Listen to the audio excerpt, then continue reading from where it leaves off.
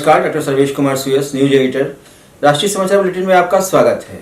आज भारत को उस समय बड़ा झटका लगा जब नीरव मोदी के प्रत्यर्पण के प्रयासों में एक नई मोड़ आ गया। यूके के हाई कोर्ट ने नीरव मोदी को भारत में प्रत्यर्पण के खिलाफ अपील करने की अनुमति दे दी है। ऐसे में सवाल यह उठता है कि भारत प्रत्यर्पण के नीरव मोदी के प्रयास क्या सार्थक होंगे अथवा मुंबई की Arthur Road jail Nirav Modi का इंतजार करते करते किसी दूसरे कैदी को शरण दे देगी। पंजाब के अमृतसर में पाकिस्तानी ड्रोन से उतारा गया विस्फोटों का जखीरा अमृतसर के डालेका गांव में सरपंच की सूचना पर पुलिस ने आज बरामद कर लिया। आरडीएक्स टिफिन बॉक्स, तांबों का सर्किट, करीब 4 किलोग्राम आरडीएक्स बरामद किया गया है। कोरोना काल में बंद कर दिए गए पूर्वोत्तर रेलवे के गोरखपुर रेल म्यूजियम को 10 अगस्त से सार्वजनिक रूप से पब्लिक के लिए खोल दिया जाएगा। रेल हेरिटेज म्यूजियम सोमवार से शुक्रवार 12 से साय 8 बजे तक खुलेगा। शनिवार व रविवार को बंद रहेगा। जापान में चक्रवाती तूफान ल्यूपिट सक्रिय हो गया है।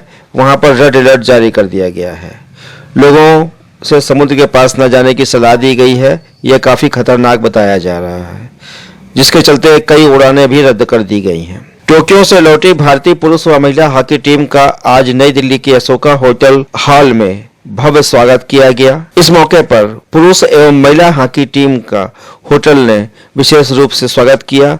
महिला हॉकी टीम ने केक काटकर जश्न को मनाया। अशोका होटल में सभी खिलाड़ियों को आज भोज पर आमंत्रित किया गया है। यूपी की महिला शिक्षकों के संगठन उत्तर प्रदेश महिला शिक्षक संघ ने भारतीय शिक्षकों के लिए माह में 3 दिन महामारी अवकाश के लिए छुट्टी देने की मांग की है।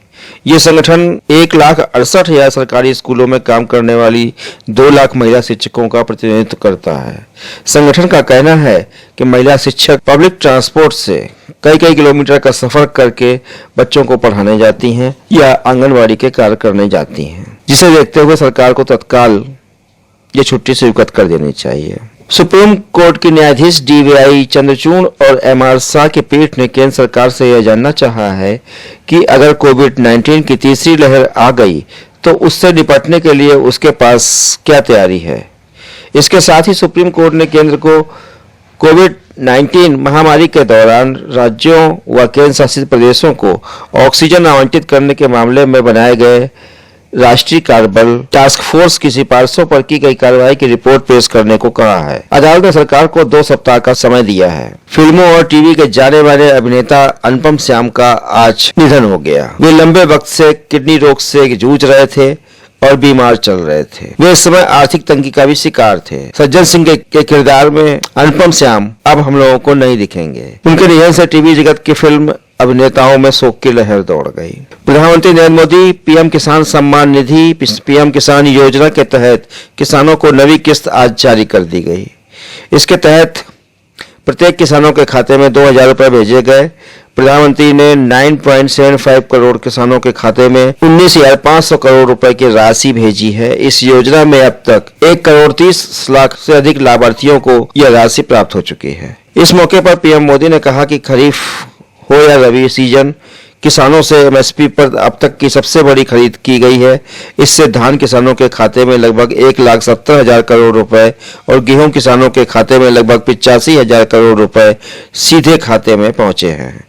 2 करोड़ किसानों को कोरोना काल में क्रेडिट कार्ड जारी किए गए हैं, जिससे उन्होंने रकम भी निकाली है और उन्हें आर्थिक तंगी का शिकार नहीं होना पड़ा है। केंद्र सरकार अन्य पिछड़ा वर्ग ओबीसी को साधने की कोशिश कर रही है। इसके लिए राज्यों को ओबीसी की सूची बनाने का अधिकार दे रही है। यह अधिकार देने के लिए सोमवार को लोकसभा में 127वां संशोधन विधेयक पेश करना पड़ा, जो लोकसभा में विपक्ष के सकारात्मक रवैये के चलते ध्वनिमत से आज पारित हो गया। इस बिल में विपक्ष का भी समर्थन प्राप्त हुआ। सोमवार को संसद ने पेगासस मुद्दे पर हंगामे के बीच ही न्यायाधिकरण सुधार विधेयक को मंजूरी दे दी। लोकसभा ने इसे 3 अगस्त को ही पारित कर दिया था। इसमें 9 अपीली न्यायाधिकरणों को समाप्त करने का प्रावधान है। इनमें film certification appellate tribunal FSCT भी शामिल है। राज्यसभा में वित्त मंत्री निर्मला सीतारमण ने इसे पेश किया। जिसे ध्वनिमत से मंजूरी दे दी गई। हालांकि इसकी राज्यसभा में विरोध करते हुए उस सदन के वेल तक आ गए और हंगामा काटना शुरू कर दिया, जिसके चलते लोकसभा की कार्यवाही कल 11 बजे तक के लिए स्थगित कर दी गई। टोक्यो ओलंपिक में ऐतिहासिक और यादगार प्रदर्शन करने के बाद आज भारतीय एथलीट दिल्ली पहुंच चुके हैं। दिल्ली एयरपोर्ट पर पदक विजेताओं का ढोल ताशे के साथ शानदार स्वागत किया गया। एयरपोर्ट पर खिलाड़ियों की एक झलक पाने के लिए भीड़ बेताब दिखी। दक्षिण कश्मीर के अनंतनाग जिले के लाल चौक इलाके में पुलवामा के एक सरपंच और उसकी पत्नी की सोमवार दोपहर आतंकवादियों ने गोली मारकर हत्या कर दी। संयुक्त राष्ट्र सुरक्षा परिषद यूएनएससी में समुद्री सुरक्षा के मुद्दे पर खुली बहस की शुरुआत हो गई है। प्रधानमंत्री नरेंद्र मोदी ने आज बैठक की अध्यक्षता करते हुए कहा कि समुद्र हमारी साझा धरोहर है। हमारे समुद्री रास्ते अंतर्राष्ट्रीय व्यापार की लाइफलाइन है। हमारी इस साझा धरोहर के आज कई चुनौतियों का सामना करना पड़ रहा है। कई देशों के बीच समुद्री विवाद इसका प्रमुख कारण है। दूसरी बात, आज हमारे समुद्री मार्गों का दुरुपयोग आतंकी साजिश व पायरेसी के लिए भी भरपूर हो रहा है। इन समस्याओं के समाधान के लिए हम आपसी समझ और सहयोग का एक फ्रेमवर्क बनाना चाहते हैं। ऐसा फ्रेमवर्क कोई देश अकेले नहीं बना सकता। यह साझा प्रयास से ही साकार हो सकता है। प्रधानमंत्री नरेंद्र मोदी ने कहा कि मैं आपके सामने 5 मूलभूत सिद्धांत रखना चाहूंगा। सिद्धांत बताते हुए, भारत ने इसी खुले और इंक्लूसिव एथोस के आधार पर Sagar, security and growth for all in the region का विजन परिभाषित किया है। इस विजन के जरिए हम अपने क्षेत्र में मैरीटाइम सिक्योरिटी का एक इंक्लूसिव ढांचा बनाना चाहते हैं। ये विजन एक सेफ, सिक्योर और स्टेबल मैरीटाइम डोमेन का है। फ्री मैरीटाइम ट्रेड के लिए यह भी आवश्यक है कि हम एक दूसरे के नाविकों के अधिकारों का पूरा सम्मान करें। दूसरा सिद्धांत, मैरीटाइम डिस्प्यूट्स का समाधान शांतिपूर्ण और अंतर्राष्ट्रीय कानून के आधार पर ही होना चाहिए।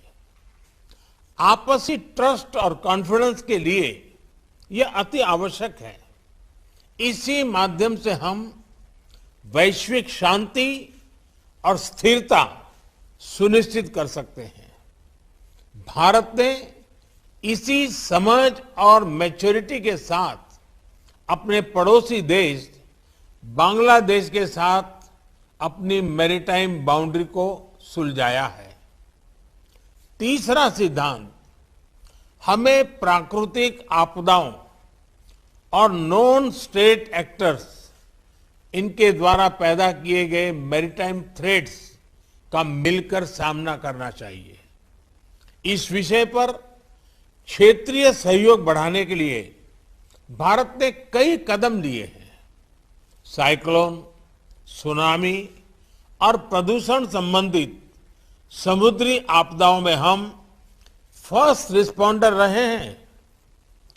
पायरेसी को रोकने के लिए भारतीय नौसेना में 2008 से हिंद महासागर में पेट्रोलिंग कर रही है। भारत का वाइट शिपिंग इंफॉर्मेशन फ्यूजन केंद्र हमारे क्षेत्र में साझा मैरीटाइम डोमेन अवेयरनेस बढ़ा रहा है।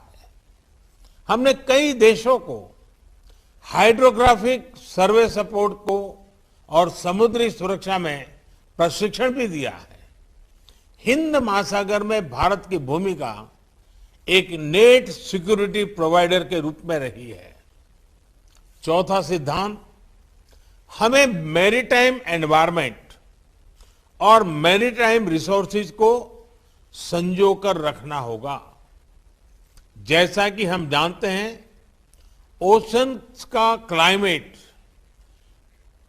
क्लाइमेट पर सीधा इंपैक्ट होता है और इसलिए हमें अपने मैरीटाइम एनवायरनमेंट को प्लास्टिक्स और ऑयल स्पिल्स जैसे प्रदूषण से मुक्त रखना होगा और ओवरफिशिंग और मैरीन पोचिंग के खिलाफ साझा कदम उठाने होंगे।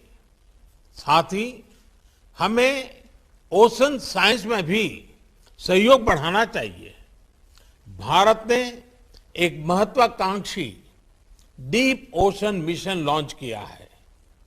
हमने सस्टेनेबल फिशिंग को प्रोत्साहन देने के लिए भी कई पहले ली है।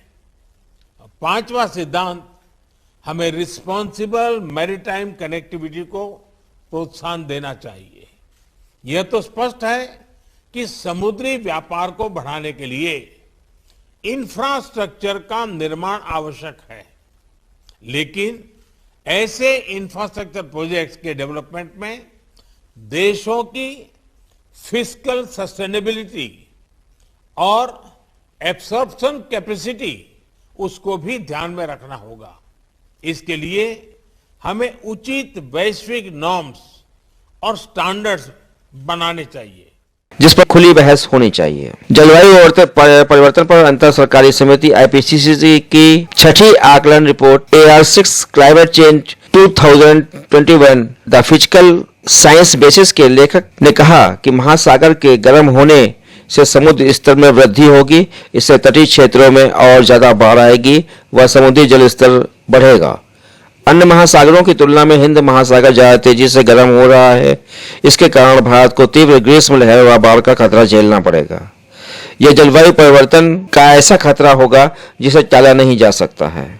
IITM के वैज्ञानिक स्वप्ना पानिकल ने कहा कि समुद्र ही जल स्तर बढ़ने की गंभीर घटनाएं होंगी, ग्लेशियर पिघलने की घटनाएं होंगी, इसके साथ भूस्खलन की घटनाएं बढ़ेंगी और यह घटनाएं अब हर साल घटित होंगी, जिसका सबसे ज्यादा असर भारत पर पड़ेगा। आज की राष्ट्रीय समाचार बुलेटिन में बस इतना ही। कल फिर मिलेंगे। नमस्कार, शुभ रात्रि।